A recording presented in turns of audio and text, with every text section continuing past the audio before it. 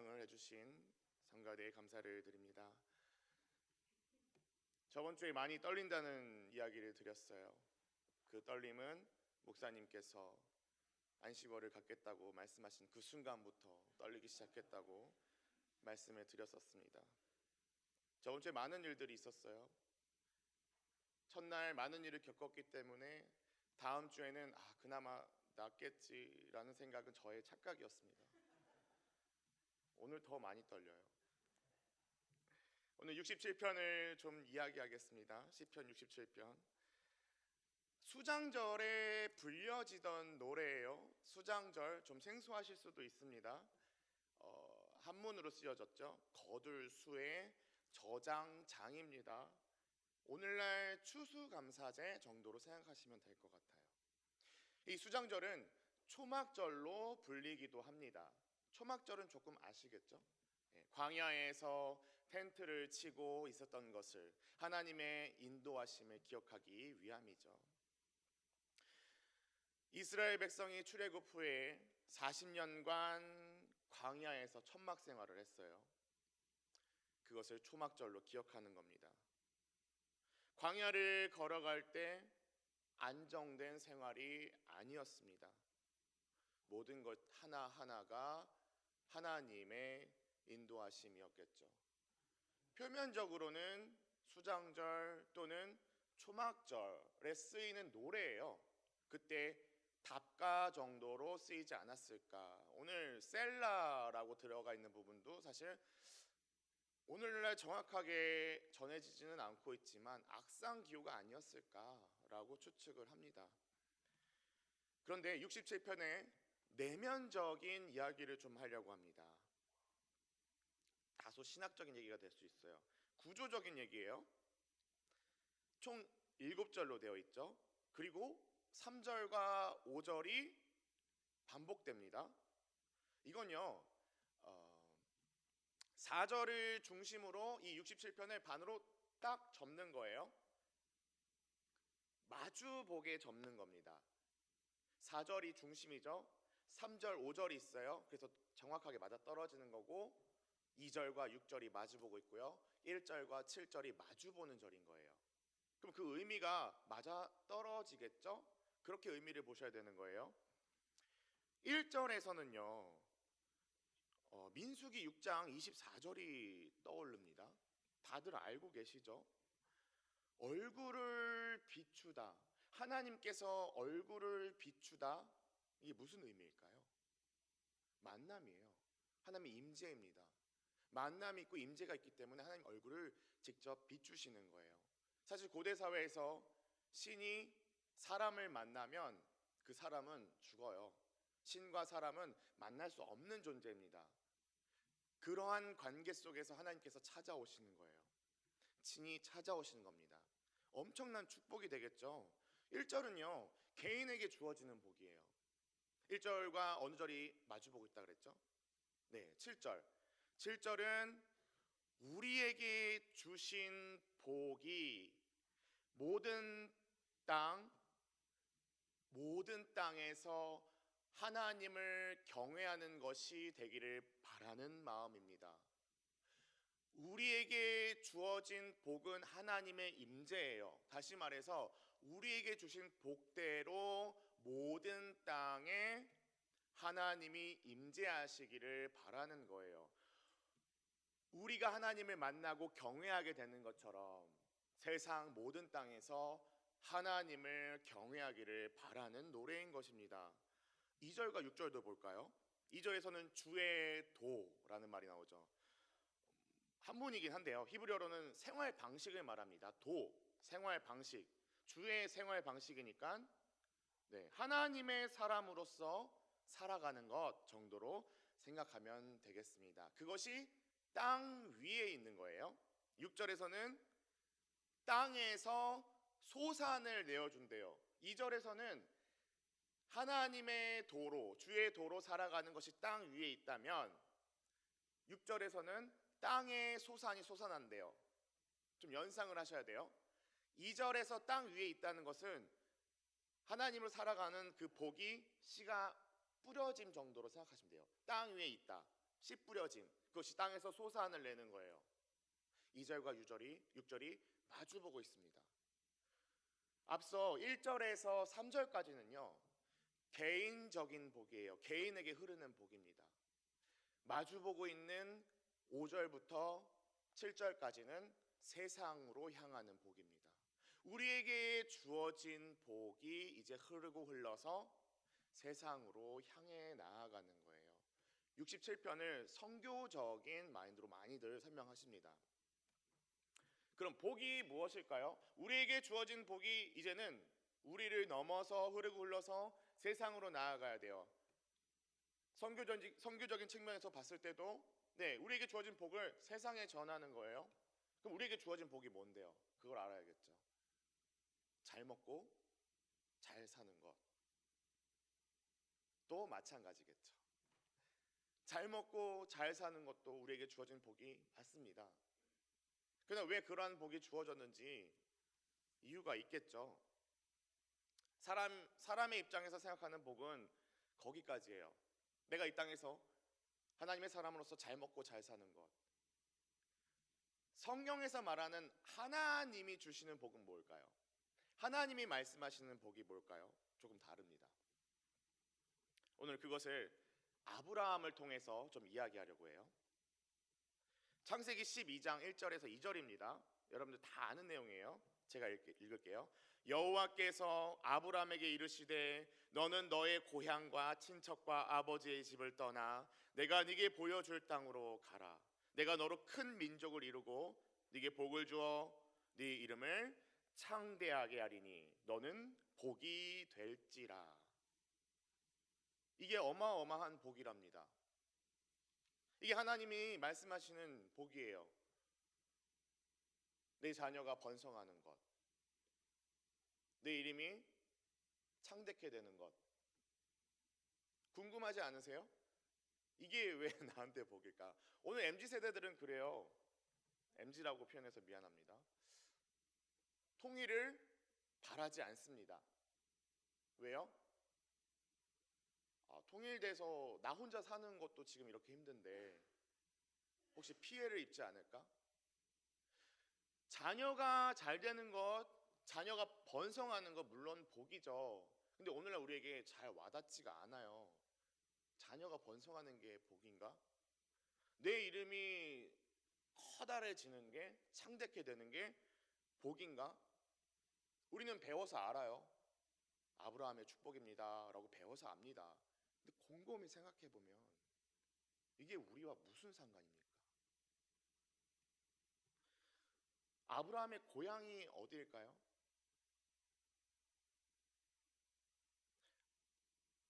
갈대아? 우르예요. 우르.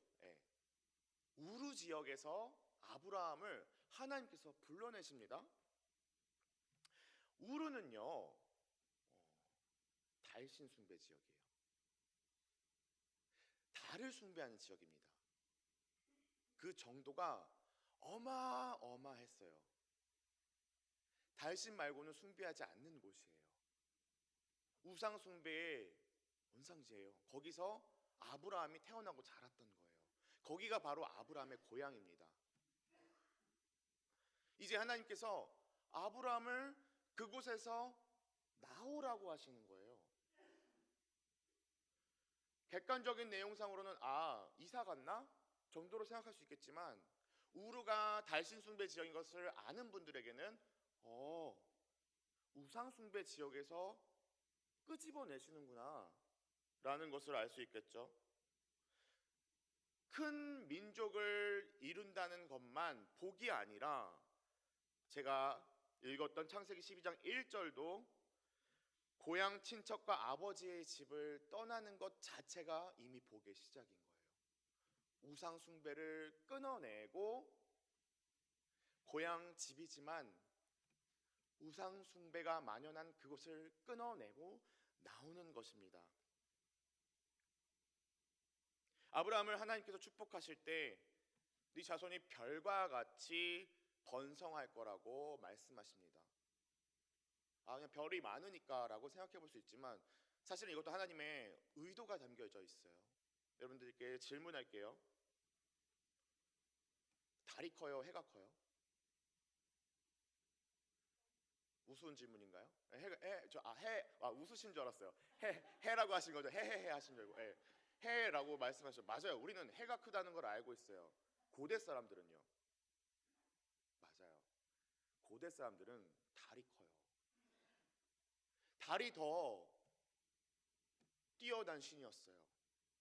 그러한 달을 숭배했기 때문에 달과 함께 있는 별들은 군사쯤으로 여겨졌습니다. 오늘 아브라함에게 네 자녀가 별과 같이 번성할 거야 라고 말한 건 무슨 의미예요? 네가 달이라는 거예요. 하늘에 네가 달이고 네 자녀들이 그 별들이야 라고 비유적으로 말씀하고 계신 겁니다. 아브라함은 딱 알아듣죠. 내가 우상으로 섬겼던 그 달이 더 이상 나에게 신이 아니라 나의 존재가 그만큼 드높여지는구나. 하나님이 바라보시는 나는 달과 같은 존재이구나. 숭배해야 될 존재가 아닌 바로 나구나. 그리고 그 이름을 창대하게 하신답니다. 좀 전에도 얘기했지만 그 이름이 창대하게 되는 것이 나에게 무슨 상관입니까? 여러분들 이름이 창대하게 되기를 원하세요? 저는 제 이름이 이미 창대해요.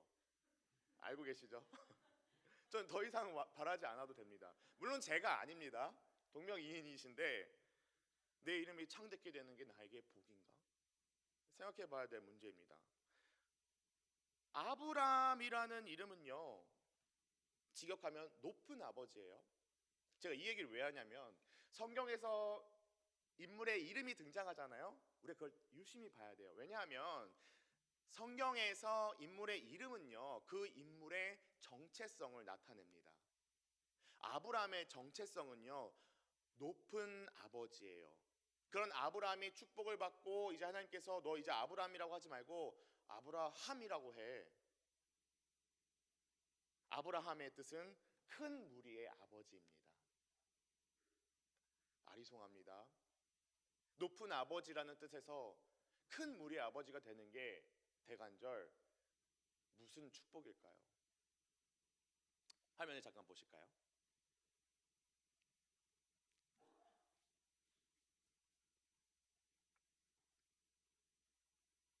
네, 제가 좀 써봤습니다.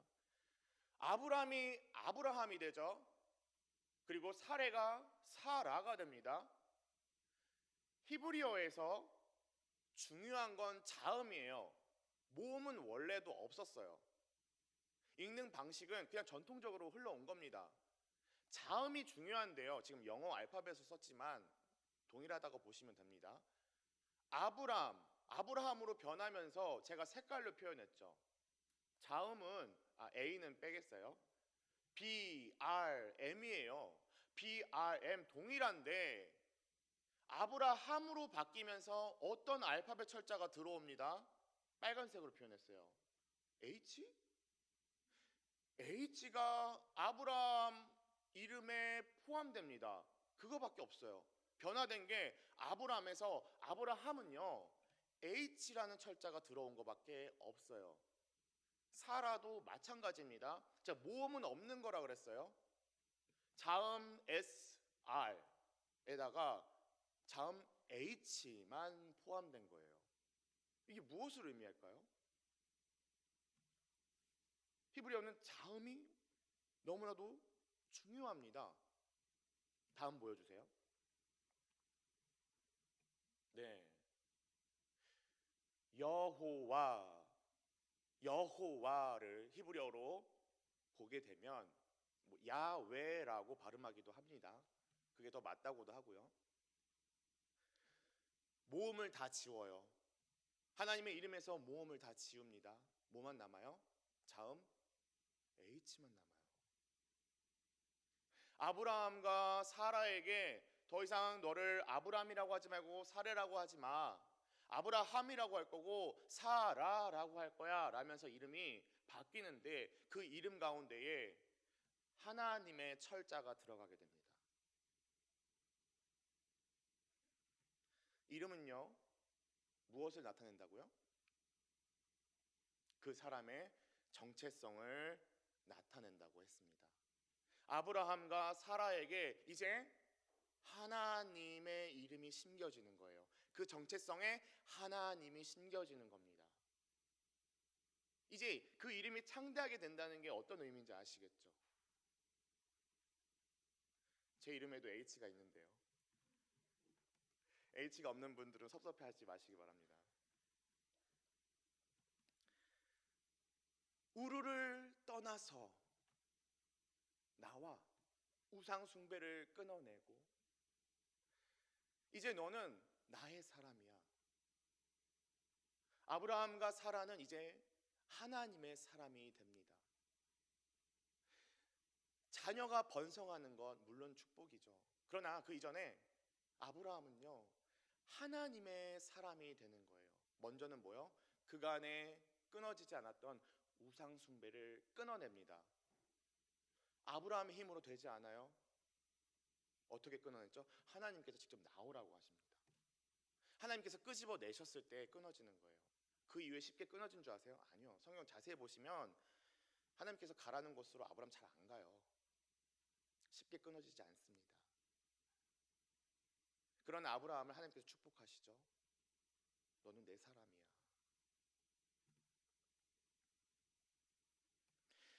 아브라함의 정체성에 하나님이 심겨진 겁니다. 달신을 숭배하는 우상 숭배로부터 아브라함을 이끌어내십니다. 아브라함을 통해 보여주신 축복은요 우상 숭배의 뿌리를 끊어내고 아브라함을 하나님의 사람으로서 임명하는 거예요. 단순히 임명이 아니죠. 그 정체성 자체가 송두리째 바뀌는 겁니다. 이것이 아브라함의 축복이에요. 우리가 어떤 복을 들고 나가야 된다고요? 아브라함의 축복을요. 잘 기억하셔야 됩니다. 야곱은 어땠을까요? 야곱의 이름은 움켜쥐다예요. 그리고 히브리인들은 야곱의 이름을 사기꾼으로서 사용합니다. 어떤 사람한테 야곱 이러면 사기꾼이란 뜻이래요. 야곱이 어떻게 살아왔죠?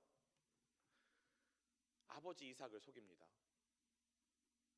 그리고 장자의 축복을 에서 대신 받아요. 장자의 축복이 뭐예요? 고대 사회에서 장자는요, 뭐 오늘날도 마찬가지겠죠.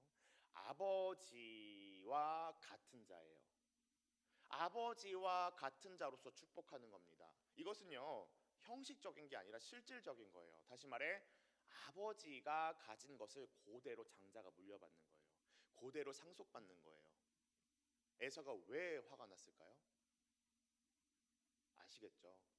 단순하게 머리에 안수하는 그 행위를 나도 받고 싶어요가 아니라 야곱이 장자의 상속권을 뺏어간 거예요. 그런데 어떻게 되죠? 실제로 야곱이 이삭의 모든 것을 상속받나요? 그런 내용을 찾아볼 수 없죠. 야곱은 도망칩니다. 외삼촌 라반에게 도망치죠. 그리고 그곳에서 외삼촌 라반과 속고 속이는 일이 벌어집니다. 야곱은 그 이름대로 사기꾼이에요. 이름은 그 사람의 정체성을 나타낸다고 그랬죠. 야곱의 정체성은 사기꾼입니다. 라헬과 레아를 만남에 있어서도 외삼촌에게 당해요. 그리고 야곱이 반격하죠. 어떻게 해요? 가축을 다루는데 아롱찐 것과 점난 것을 뭐 나누고 뭐 그 가운데서도 뭐 과학적인 얘기는 아닙니다. 점박이들을 일부러 만들어냅니다. 건강한 애들만 점박이로 만들어요. 야곱이 그것들을 데리고 갑니다. 속고 속이는 일이 벌어지죠. 그런데 야곱은요, 에서를 피해서 외삼촌 라반에게 도망칠 때 베델에서 하나님을 만나요. 하나님을 만난 자가 이러고 살고 있는 겁니다. 본성은 변합니까? 사람의 본성이 변할까요? 저는 아니라고 말씀드릴게요. 사람의 본성은 변하지 않아요.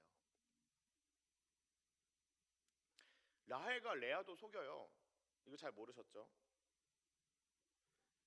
창세기 31장 3절에 보면요, 하나님께서 야곱에게 말씀하십니다. 네 조상의 땅, 네 족속에게로 돌아가라. 내가 너와 함께 있으리라. 딱 이거예요. 요만큼은 하나님께서 야곱에게 하신 말씀입니다. 근데 야곱이 라헬과 레아한테 뭐라고 얘기해요? 아, 하나님께서 나를 부르셨고 내가 여기 있나이다 했어요. 라반이 나를 속였는데 하나님께서 나를 지키시고 뭐 주저주저 얘기해요. 하나님께서 라반이 행한 것을 다 보고 계셨대요. 주저주저 얘기하죠. 하나님께서 하신 말씀이 아니에요. 사기꾼의 본성이 아직도 남아 있습니다. 사람의 본성은 변하지가 않습니다. 이런 야곱이 이제 라반을 떠나서 에서를 만나게 됩니다. 만나기 전에 야곱은요, 에서가 너무 무서워요. 떠나올 때 나를 죽이겠다고 했는데 에서를 더 이상 마주할 용기가 없습니다. 그래서 에서로 가는 방향에 자신의 소유들을 먼저 보냅니다. 마지막에는 아내와 자녀들까지도 자기보다 먼저 보내요. 혹시나 이들을 보고 마음이 연약해지지 않을까? 나를 죽이고자 하는 마음이 좀 풀리지 않을까? 하는 의도가 숨겨져 있었을 것 같아요. 이제 야복나루를 건너면 에서를 만나러 갑니다. 야복나루를 건너야 되는데 도저히 건널 자신이 없습니다. 야복나루에서 유숙하고 있는데 하나님의 사람을 만납니다. 또는 하나님으로 보셔도 되겠죠. 그곳에서 밤새 야곱은 하나님의 사람과 씨름을 합니다. 씨름을 하다 하나님의 사람이 야곱의 허벅지를 치십니다. 그리고 야곱의 허벅지가 부러졌다고 보시는 게 좋을 것 같아요. 그 관절이 부러져 버립니다. 부러진 관절로 무릎 꿇린 야곱은요, 하나님의 사람을 질질 부여잡고 얘기해요. 나를 축복해달라. 나를 축복해달라고 계속 매달립니다. 그런 야곱에게 하나님은 어떻게 축복하십니까? 이름을 바꾸세요. 뭐라고 바꾸시죠? 이스라엘. 네. 이스라엘의 뜻은요, 오늘날에는 한 나라의 이름이기도 하죠. 하나님이 다스리시기를. 네, 하나님이 다스리시기를. 성경에 있는 표현하고는 다르죠. 성경에는 뭐래요? 왜 이스라엘이래요? 하나님과 싸워서 승리했기 때문에 이스라엘이라 하라 라고 되어 있습니다. 직역하면 하나님이 다스리시기를 일 수도 있어요. 그런데 그 뜻이 사뭇 다릅니다. 네, 이것도 제가 PPT를 준비했는데요. 자, 이 아콥 누구 이름일까요? 예, 야곱의 히브리 이름을 제가 한글로 한 땀 한 땀 적은 거예요. 이아콥 해보실까요? 이아콥. 예, 이아콥 야곱이에요. 이아콥. 근데 이아콥에서 이만 떼고 보셔야 돼요. 이아콥에서 이를 떼고 아콥, 원어는 아카브인데요. 아카브의 뜻은요, 움켜잡다예요. 우리 알고 있죠? 움켜쥐다. 움켜잡다에 이가 붙으면요, 그 행위가 끝나지 않아요. 계속 반복됩니다. 뭐예요? 끊임없이 잡는 거예요. 야곱의 속성은 사기꾼이라 그랬어요. 그 정체성은요, 끊임없이 붙잡는 거예요. 이것도 내 거, 저것도 내 거. 가져도 부족해. 우리 저번 주에 사랑 얘기가 채워지지 않는다 그랬는데 그거랑 달라요. 야곱의 정체성은요, 끊임없이 내 걸로 만들고 싶은 거예요. 이가 붙어서요. 근데 그러한 야곱에게 이스라엘이라는 이름으로 바꿔주십니다. 죄송해요, 우리 화면 계속 보고 있을게요. 네, 마찬가지로 이가 떨어져 있죠. 그리고 스라엘 떨어져 있어요. 엘은 물론 하나님을 뜻하겠죠. 스라는 우리가 알고 있듯이 알고 있지는 않으시겠죠. 싸우다라는 뜻이에요. 그리고 다스리다도 됩니다. 그래서 엘이 하나님이기 때문에 하나님이 다스리시다라는 뜻이 되는 거예요. 근데 엘이라는 말이 무조건 하나님만을 뜻하진 않아요. 엘이라는 말은 어떤 능력을 뜻하기도 합니다. 야곱의 능력이 뭐예요? 무조건 움켜쥐는 게 야곱의 능력이에요. 그런 야곱의 본성, 무조건 움켜잡는 본성과 싸웠다는 거예요. 그리고 그것은 이가 붙어 있죠. 끝나지 않는 행위입니다. 본성은 변하지 않아요. 야곱의 본성도 변하지 않습니다. 근데 이제 하나님께서 축복하십니다. 너 무조건 부여잡으려는 사기꾼과 같은 본성, 이제 내가 축복할게. 그 본성과 계속해서 싸우고 다스려 나가도록 해. 본성은요, 변하지 않습니다. 다만 우리는 그리스도인이기 때문에 나의 정체성, 나의 본성을 깨닫게 되는 거예요. 나의 죄된 모습을 알게 되는 거예요. 그것과 끊임없이 싸우는 겁니다.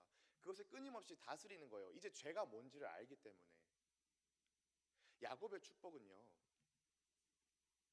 나의 정체성을 바로 알고 그것과 마주하는 거예요. 잘 기억하세요. 아브라함의 축복, 야곱의 축복. 세 번째 축복을 이야기하려고 합니다. 세 번째 축복은 자리를 통해서 알게 되는 축복입니다.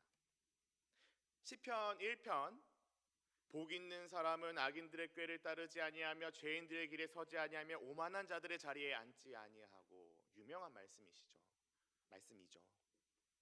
복 있는 자들의 행동을 말하는 걸까요? 복 있는 사람은 악인들의 꾀를 따르지 않고 죄인의 길에 서지도 않아요. 그리고 오만한 자들의 자리에 앉지 않아요. 가 아니라 그것 자체가 복이라는 얘기예요. 이해되셨어요? 복 있는, 있는은 복이다로 해석도 됩니다. 그게 복이다.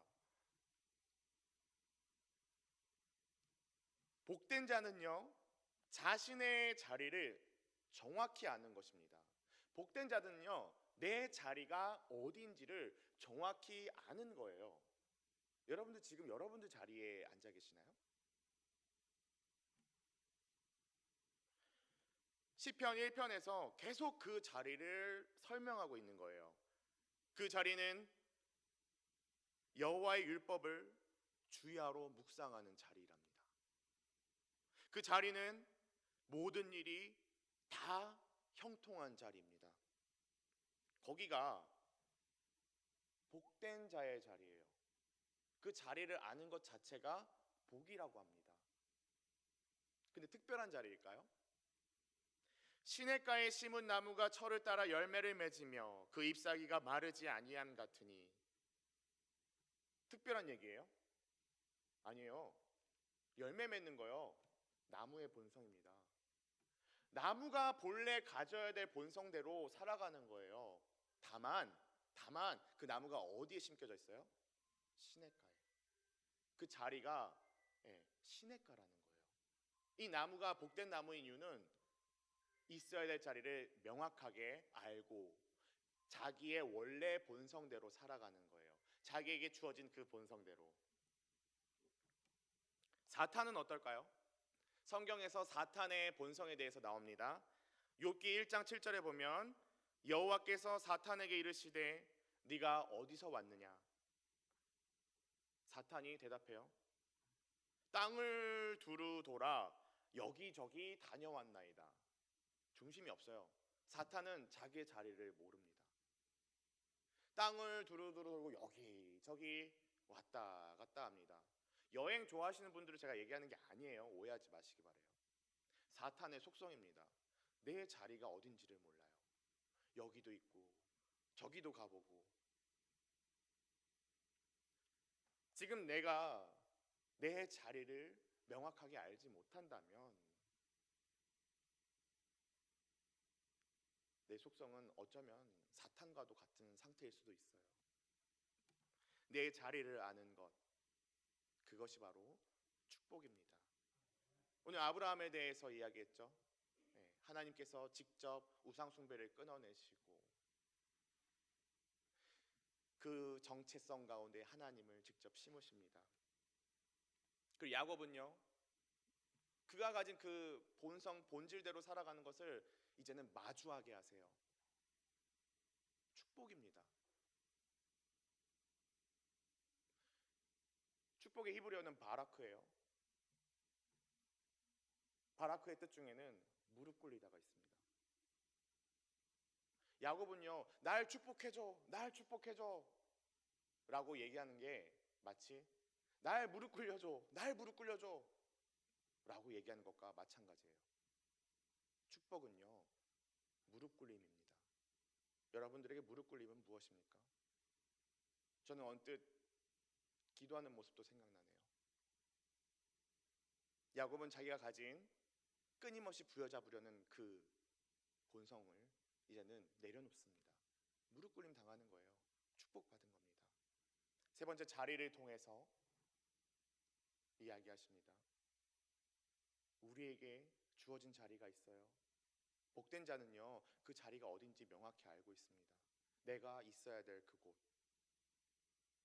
물론 여러분들이 있어야 할 곳은 예수사랑교회가 맞아요. 다른 곳으로 가지 마세요. 오늘 시편 67편은 수장절의 제사 의식을 위한 노래입니다. 주신 것에 감사함으로 그 축복을 누리는 듯한 노래가 이어집니다. 그러나 그 내면에는 초막절을 지킴으로써 광야에서의 인도하심에 대해 찬양함을 잊지 말아야 합니다. 이 노래가 품고 있는 대로 하나님의 자녀로서 받은 복들을 기억해야 할 것입니다. 아브라함처럼 우상 숭배의 기나긴 끈을 끊어내고 나를 하나님의 사람으로 새기시며 야곱처럼 나의 본성을 깨닫고 끊임없이 그것을 다스리고 회개의 자리로 나아가 무릎 꿇리시며 하나님의 사람으로서 마땅히 누리고 있는 나의 자리를 명확하게 하심을 이제 나만 갖고 있는 게 아니죠. 오늘 67편이 뭐라고요? 마주보고 있는 그 복을 세상에 흘려보내는 거예요. 그렇게 하나님의 복이 흘러가고 그들이 모두 같이 하나님을 경외하게 하는 거예요. 아직 광야에 있을 그들에게 하나님의 자녀됨과 바로선 정체성, 그리고 그들이 마땅히 누려야 할 그 자리를 선포하시길 바랍니다. 기도하겠습니다. 오늘 시편 67편을 통해 복의 흐름을 배우게 하시니 감사합니다. 우리도 복을 구하지만 그 복이 우리 안에만 머무르지 않게 하시고 흘러가게 하옵소서. 하나님의 얼굴이 우리 위에 비추일 때 그 빛이 다른 이에게도 전해지게 하시고 하나님의 복이 우리를 넘어 땅끝까지 닿게 하옵소서. 예수님의 이름으로 기도드렸나이다.